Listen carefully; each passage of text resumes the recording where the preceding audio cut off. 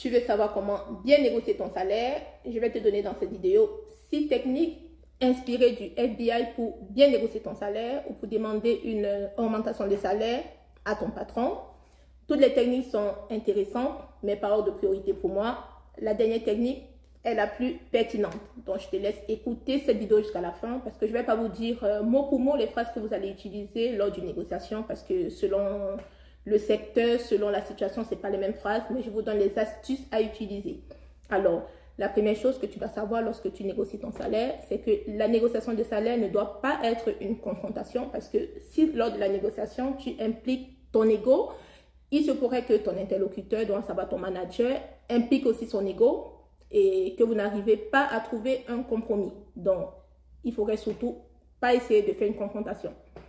La deuxième chose que tu dois savoir lorsque tu négocies ton salaire, c'est que le calme et la sérénité, ce sont les clés pour une bonne négociation de salaire. Donc, si tu réussis à garder ton calme, tu pourras mener à bien la négociation de ton salaire. Hein. Voilà, c'est une des clés pour pouvoir mieux négocier son salaire, calme et sérénité. Donc, et cela va certainement te permettre d'obtenir l'augmentation souhaitée.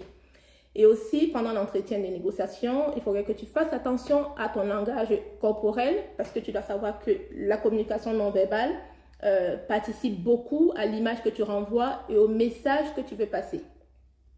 Et la troisième technique que tu dois utiliser lors de ta négociation de salaire, c'est d'utiliser le mirroring pertinemment. C'est quoi le mirroring pertinemment? C'est un procédé qui consiste à répéter ou à imiter son interlocuteur. Donc, par exemple, si lors de la négociation, ton manager refuse de négocier le salaire et il vous répond, par exemple, qu'il ne peut pas le faire, vous répétez après lui, vous ne pouvez pas le faire.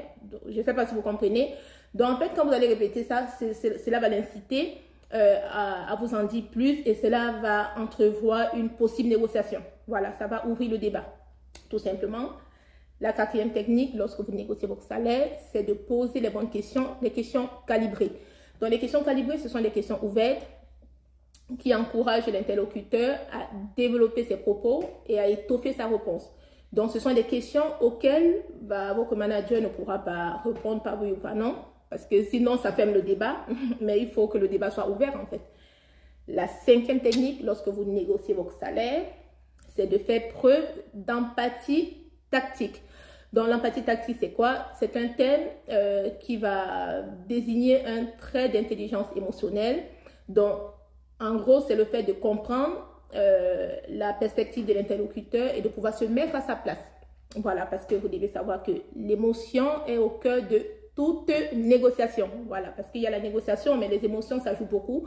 Donc, si toi, tu réussis à mettre des mots sur les émotions de ton manager, il va se sentir beaucoup plus compris et il sera beaucoup plus enclin à discuter avec vous de vos augmentations de salaire. Hein.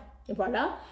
Et aussi, très important de le savoir, pardon, il ne faut pas hésiter à faire des pauses. Hein. Donc, il faut faire des pauses, il faut laisser le temps à votre interlocuteur, en l'occurrence votre manager, de pouvoir s'exprimer et surtout d'exprimer ses émotions.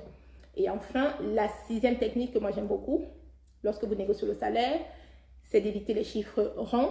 Donc, il est conseillé de privilégier des chiffres précis aux chiffres ronds parce que les chiffres qui se terminent par 0 donnent l'impression que vous les avez choisis au hasard. Hein. Si vous dites 3 000 euros, 2 000 euros, c'est trop banal. Donc, il est préconisé, il est conseillé de choisir, si vous voulez dire, je ne sais pas, 2 500 euros, vous pouvez dire 2 455 euros ou 2 555 euros. Donc, cela va montrer que vous savez ce que vous voulez, que vous avez réalisé un calcul minutieux pour arriver à ce montant. Donc, voilà, cela va montrer que vous ne dites pas des chiffres au hasard. Mais aussi, beaucoup plus, il est conseillé de ne pas aussi donner des chiffres qui sont trop précis, hein, parce qu'en donnant un chiffre trop précis, vous pouvez sembler très exigeant et peu pas flexible du tout. Donc, on conseille de donner une fourchette de salaire. Donc, vous pouvez dire entre... je sais pas, 2 555 euros et 2 755 euros, voilà, selon le salaire que vous voulez, voilà.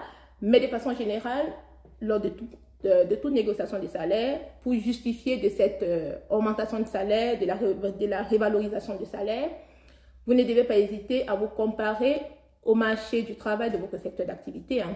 Voilà, parce que vous devez montrer à votre interlocuteur, votre manager ou le recruteur que vous connaissez votre valeur sur le marché du travail et surtout que vous connaissez les salaires qui sont pratiqués dans les autres entreprises. Voilà, parce que si vous négociez alors que vous ne connaissez pas vos propositions sur le marché du travail, vous n'aurez pas assez d'arguments.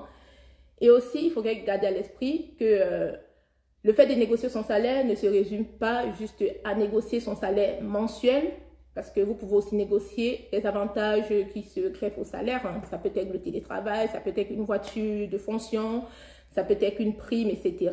Donc, tout ça doit faire partie de la négociation.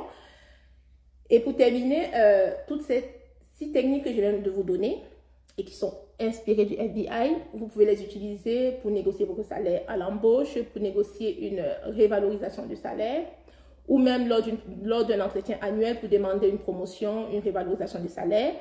Donc, j'espère que à vous tous qui m'avez demandé comment négocier votre salaire suite à ma dernière vidéo, j'espère que j'ai répondu à vos questions, voilà.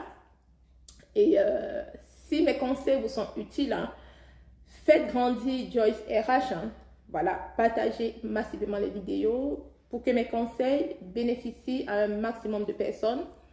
Et abonnez-vous pour ne rater aucune notification lorsque je publie de nouvelles vidéos. Et je vous dis à très bientôt sur Joyce RH. Ciao, ciao, ciao.